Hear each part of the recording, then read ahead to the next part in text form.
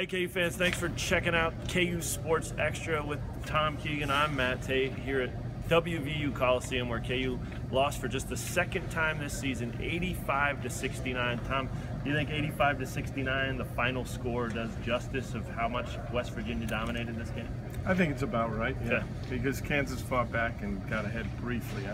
43 seconds. They were down most of the second half, but West Virginia just took it to them, you know, unencumbered drives to the hoop. Right. Landon Lucas needs help that Landon Lucas is not getting. He can't do it all himself. That's exactly right, and he took a lot of it on his shoulders after this game, saying, a lot of that's on me, all their layups, the bigs, I've got to be better, I've got to alter some shots, but you're right, he's just one guy, and I thought most of the guys, well, Self said it himself, I mean, nobody played well defensively tonight, and there wasn't a guy that was proud of this effort by any means. Offensively, they did some things to hang around and even control some of the first half, but West Virginia just comes at you in waves. It wasn't necessarily the turnovers and the press that cost them, but they did get 19 points off of 13 Kansas turnovers. That was the number everybody was talking about in the locker room. In points in the paint, 34-20. Bench points, 21-7. And who could help in both those areas? Carlton Bragg. He could. And you should write about it. Well, I am going to write about it. And Carlton Bragg was not the Cleveland.com Player of the Year his junior and senior years. Who was? Issa Ahmad. West Virginia, who scored 27 points tonight, had 21 points in the 4 games heading into this game. He was in a slump, went to the gym, fixed it, listened to people who told him to stop being passive and be aggressive. Boy, he was. You know, there is a path to improvement for Carlton Bragg. Yeah, he scored the first 8 points for West Virginia, and that set the tone for his night for sure.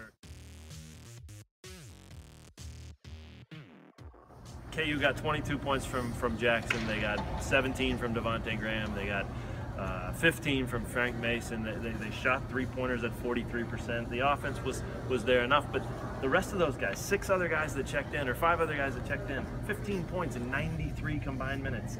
That's not going to get it done. I mean, they've got to improve defensively, but offensively, they need some help too.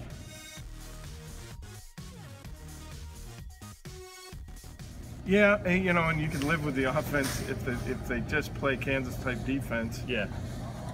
You know, that's what they need to do. And you can't play Kansas type defense because you don't have front court depth. But you can certainly play a lot better defensively. Jackson will most nights. But I think it goes back to Carlton Bragg. He's their best hope of having more defensive resistance down by the hoop. He's tall, he's long, he can leap. He's got to make it happen without foul. Well, the reward for having to deal with this loss for a few games or a few days is at Kentucky on Saturday. You think they'll be fired up more than they would have been? I mean, that's a game you get fired up for, for 370 days a year. I mean, that's a big game. You think this will help their mindset going into that? Probably not. I think their mindset has been fine. I think it'll probably help Kentucky's mindset to watch film from this game and see that if you attack the hoop, that's the way you beat Kansas. Great point. For Tom Keegan, I'm Matt Tate. WVU Coliseum, the site of KU's second loss of the season, 85-69 to number 18, West Virginia. Take care. We'll talk to you guys next time on another episode of KU Sports Extra.